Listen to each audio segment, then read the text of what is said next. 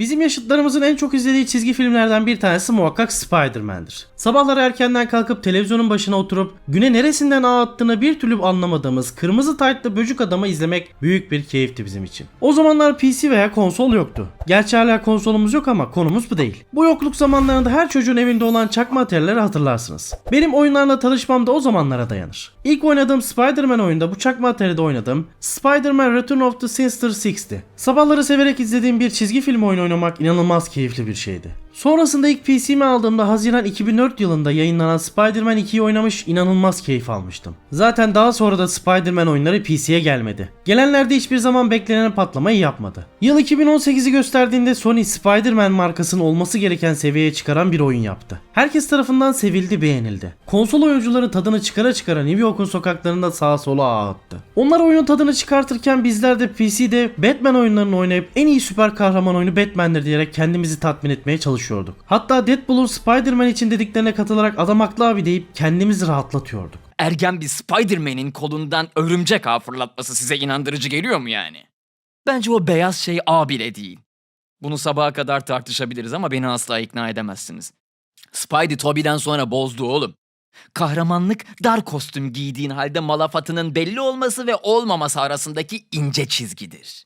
Şimdi bunu bir düşünün bakayım. Ta ki Sony kendi oyunlarını PC'ye port etmeye başlayıncaya kadar. Horizon Zero Dawn, Uncharted 4 ve God of War gibi oyunların ardından Spider-Man Remastered da PC'ye gelmişti. 12 Haziran itibariyle oyun Steam üzerinden 500 lira gibi artık makul kabul etmek zorunda olduğumuz bir fiyattan satışa çıktı. Peki yıllardır uzaktan bakıp istemeden de olsa burun kıvırdığımız Spider-Man nasıl olmuştu? En önemlisi teknik anlamda başarılı bir port olmuş muydu? Peki ya hiç oynamayanlar için oynanış bizleri tatmin edecek miydi? Hepsine kısaca cevap verelim. Hadi artık inceleme zamanı. Bu arada kanala abone olup videoyu beğenenlere şimdiden teşekkür ederim. Kuru kuruya teşekkür etmeyin bari. Spider-Man incelemesine özel 3 kişiye 50 ile 400 değerinde birer adet Steam Random Key hediye etmek istiyorum. Gönül isterdi ki 3 kişiye Spider-Man hediye edelim ama ekonomik şartlar malum. Çekilişe katılmak için kanala abone olup Discord sunucumuzdaki çekilişe ekranda gördüğünüz şekilde tıklayarak katılabilirsiniz. Tabi son olarak bu videonun altında da yorum yapmayı unutmayın. Hikayemiz Peter Parker'ın radyoaktif bir örümcek tarafından ısırılmasının 8 yıl sonrasını konu alıyor. New York şehrinin düzenini bozan Wilson Fisk ve çetesini Kodes'e yollamayı başardıktan sonra ergen böcük adam rahat rahat Mary Jane'e yürürüm diye düşünürken bu sefer de kendilerine şeytanlar diyen başka bir terör grubu ortaya çıkar. Bunların amacı Wilson Fisk'in boşluğunu doldurmak ve onun mal varlıklarına çökerek güçlerine güç katmak. Bunu da en sert şekilde yapmaktan çekinmezler. Belediye Başkanı Osborn konuşma yaptığı sırada şeytanlar tekrardan ortaya çıkar ve büyük bir saldırı düzenler. Bu olaydan sonra belediye başkanı şeytanları devirmek için paralı asker Silver Sable ve özel askeri şirketiyle anlaşır. Tüm bunlar yaşanırken de Doktor Octavius'un laboratuvarında yaptığı deneyler başarısız olur ve Osborn tarafından laboratuvarına el konur. Çalışmalarına el altından devam eden Doktor Octavius da sonrasında başına olmadık işler gelir ve olaylar Arap saçına döner. Ergenimiz bir yandan şeytanlarla, bir yandan Silver Sable ve adamlarıyla, bir yandan da Doktor Octavius'la uğraşır. Marvel evreninde tanıdığımız birçok bilindik isimlerle de savaşmaya devam eder. Shocker, Sinister Six, Electro ve Vulture bunlardan bazılarıdır. Genel anlamda amacımız New York'ta bozulan düzeni tekrardan sağlamak. Bunun için de önümüze gelenle mücadele ediyoruz. Hikayesini eleştirmeye gerek yok. Klasik ve olması gereken bir süper kahraman hikayesi. Ne eksiği var ne fazlası. Olması gerektiği gibi. Özellikle Marvel evrenini seven Spider-Man serisini takip edenlerin kesinlikle tatmin edecektir. Açıkçası çocukluğumuzdan izlediğimiz birçok karakterde bu oyunu görmek beni fazlasıyla eğlendirdi. Hikaye anlatımını kuvvetlendirmek için yer yer Mary Jane ve Miles'ın kontrollerini bize vermesi de hoş oldu. Allah'tan çok sık olan bir durum değil bu. Oyunun aksiyonuna ara verip biraz da neler olup bittiğini anlamak için güzel bir tercih olmuş. Bu arada dikkat etmişsinizdir, oyunu Türkçe versiyonu ile oynadım. Oyunun resmi Türkçe dil desteği olmasa da Türkçe yama konusunda uzman olan Anonymous ekibi yamayı oyunu ilk çıktığı gün yetiştirmeyi başardı. Böylesine büyük çaplı bir oyunu yıllar sonra PC'de oynamak ayrı bir keyifken Türkçe oynamak apayrı bir keyif oldu. Bunun için Anonymous ekibine tekrar teşekkür ederim. Aylık 29,5 gibi bir ücret karşılığında siteye üye olduğunuzda sitedeki tüm yamalardan faydalanabiliyorsunuz. Yamayı kurduktan sonra üyelerinizin süresi bitse bile oyun bilgisayarınızda yüklü olduğu sürece yamayı kullanabiliyorsunuz. Konuyla alakalı detaylara açıklamalar kısmındaki linkten ulaşabilirsiniz. Peki ya oynanış nasıl olmuş? Arkadaşlar, örümcek adam olma hissini çok iyi yansıtmışlar. Ağ atabiliyorsunuz. Tehlikeleri önceden sezebiliyorsunuz. Binalara bile tırmanabiliyorsunuz. Kısaca harika bir örümcek adam oyunu olmuş. Sanırım oyunları artık böyle incelemek lazım. Malum artık oynanış detaylarını bu kadar sığlaşmış durumda. Anlayan anladı ne demek istediğimi. Neyse biz ergenimize dönelim. Benim bu oyunda en çok merak ettiğim konu yakın dövüş mekanikleriydi. Evet, konsol tarafında bu sistem harika bir şekilde işlendi biliyorum. Ama PC sürümünde nasıl olmuştu? Net bir şekilde söyleyebilirim ki 10 numara 5 yıldız olmuş. Hem yakın dövüş sistemi, hem kombolar, hem kullandığımız özel silahlar hepsi oyuna çok güzel yedirilmiş. Hem klavye mouse ile hem de gamepad ile rahatlıkla akıcı bir şekilde oynayabiliyorsunuz. Ben gibi gamepad özürlüsü bile bir bilgisayarda rahat rahat oynadı, oradan hesap edin. Bu arada Necmettin bu. Ben 10 numara gamepad oynayabiliyorum. Kavga mı edelim şimdi? Uzaylıların yanında kavga mı edelim?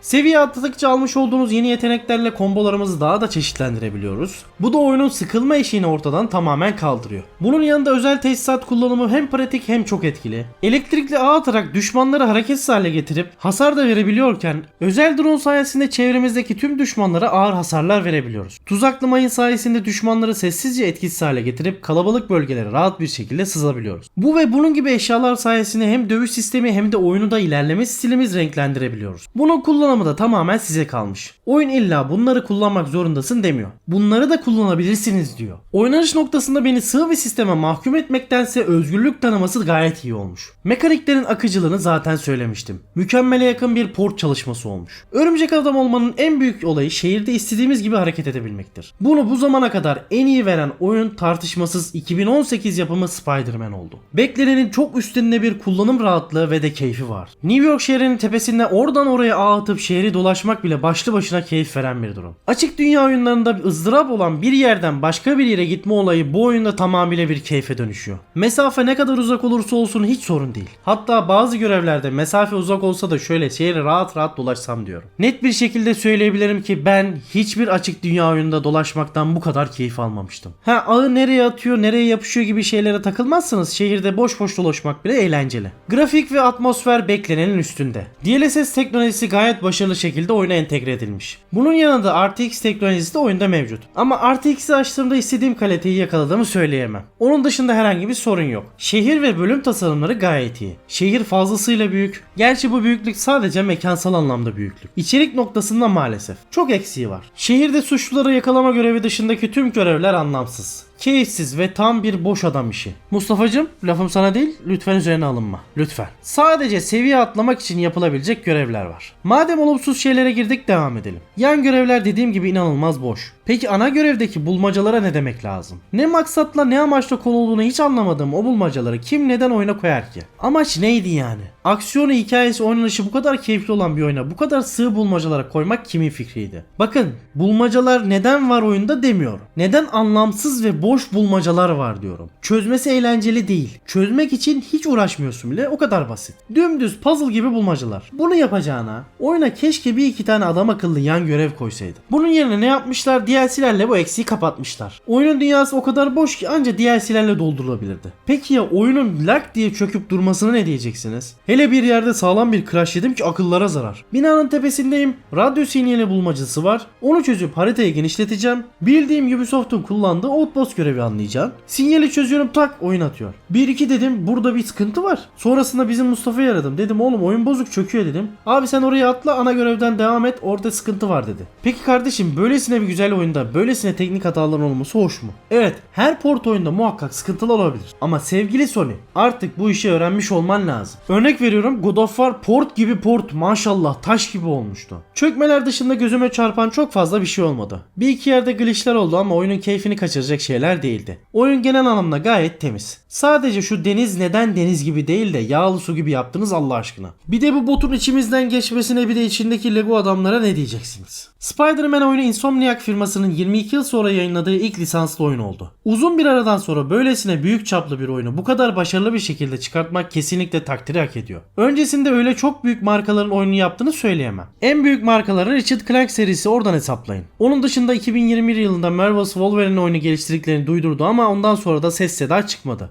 Eğer bu kalitede bir oyun olacaksa ben beklemeye razıyım. Beklemeye razıyım da dolar yerinde durmuyor ki arkadaş. Wolverine çıkana kadar Allah bilir oyun fiyatları ne olur. Oyun çıktığı dönem eleştirmenlerden ve ana akım medyadan büyük ilgi gördü. Piyasaya çıktığı ilk 3 günde 3.3 milyon kopya satarak 2018'de 3.1 milyon satan God of War'ı geride bıraktı. Gerçi sokak kedileri bile God of War'a kafa tutuyordu da neyse. Ah be Ragnarok, ah be, bir gelse de şu yavşakların ağzının payını bir versen. Spider-Man'in Ağustos 2019'a kadar toplam satış rakamı 13.2 milyona kadar yükselmeyi başardı. Ben bu incelemeyi izlerken henüz satış rakamları açıklanmadı. Ama çok rahat bir şekilde 2 milyon üzerinde bir satış rakamı elde edecekler diye tahmin ediyorum. Ne yalan söyleyeyim, hak ediyor da. Toparlayacak olursak Spider-Man Remastered başarılı bir şekilde PC'ye çıkışını gerçekleştirdi. Bundan sonraki PC'ye çıkış yapacak olan son oyunları içinde daha büyük bir beklenti içine girmemize sebep oldu. Ortalama 12 ile 15 saatlik ana hikayesiyle oynananları fazlasıyla memnun edecek olsa da maalesef yan görevlerin tırtlığı çok fazla göze çarpıyor. Tüm bunlara rağmen ben oyunu oynarken fazlasıyla keyif aldım.